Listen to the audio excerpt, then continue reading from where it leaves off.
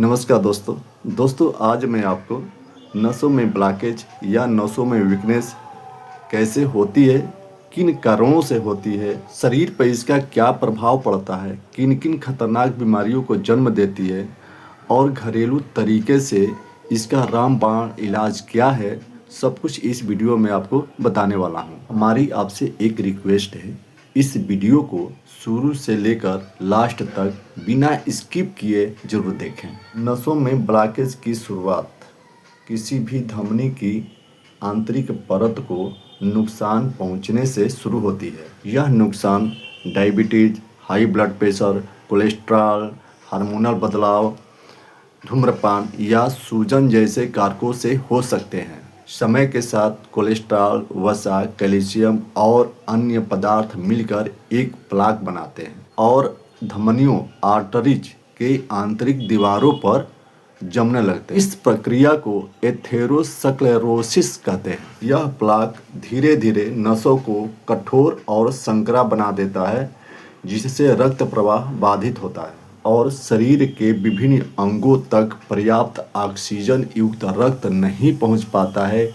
अंततः यही ब्लॉकेज का कारण बनता है। यह स्थिति हार्ट अटैक या स्ट्रोक जैसी गंभीर समस्या को जन्म दे सकती है। नसों में ब्लॉकेज के कारण शरीर में रक्त संचार ठीक से नहीं हो पाता है। ब्लॉकेज के कारण शरीर के विभिन्न अंगों तक खून, ऑक्सीजन और पोषक तत्व सही से नहीं पहुंच पाते हैं, जिससे शरीर में कई तरह के दर्द हो सकते हैं। जब हृदय के नसों में ब्लॉकेज होता है तो सीने में दर्द, भारीपन, सांस लेने में तकलीफ, अनियमित दिल की धड़कन और हार्ट अटैक का खतरा बढ़ सकता है। जब दिमाग, मस्तिष्क के नसों में कमजोरी या ब्लॉकेज होता है तो अचानक तेज सिर दर्द, चक्कर आना और बेहोशी की स्थिति हो सकता है। दबी हुई नसों या नसों में ब्लॉकेज के कारण हाथों और पैरों में सुन्नापन, झंझनाहट या दर्द हो सकता है। ब्लॉकेज के कारण शरीर के विभिन्न अंगों में दर्द हो सकता है, जैसे कि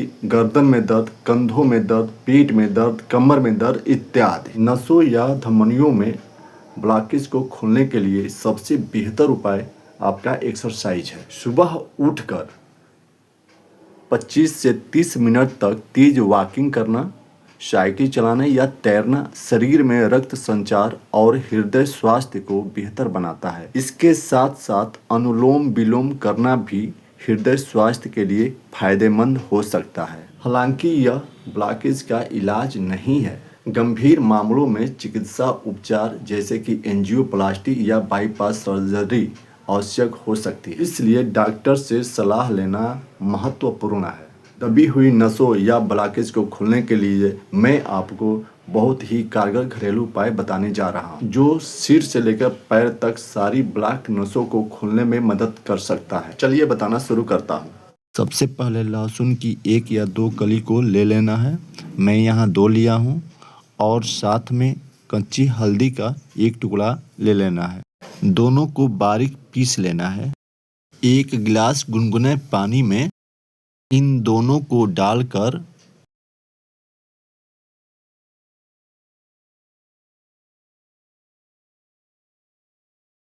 मिक्स कर लेना है और सुबह खाली पेट इसे नाश्ते से 20-30 मिनट पहले पीना है। आप लहसुन को सुबह खाली पेट कच्चे चबाकर भी खा सकते हैं या लहसुन की चटनी बनाकर खा सकते हैं। उसी तरह हल्दी को चाय में डालकर पी सकते हैं या हल्दी वाला दूध रात को खाने के आधे घंटे बाद पी सकते हैं। इस तरह इसका 1 से 1.5 महीने तक लगातार सेवन करना है।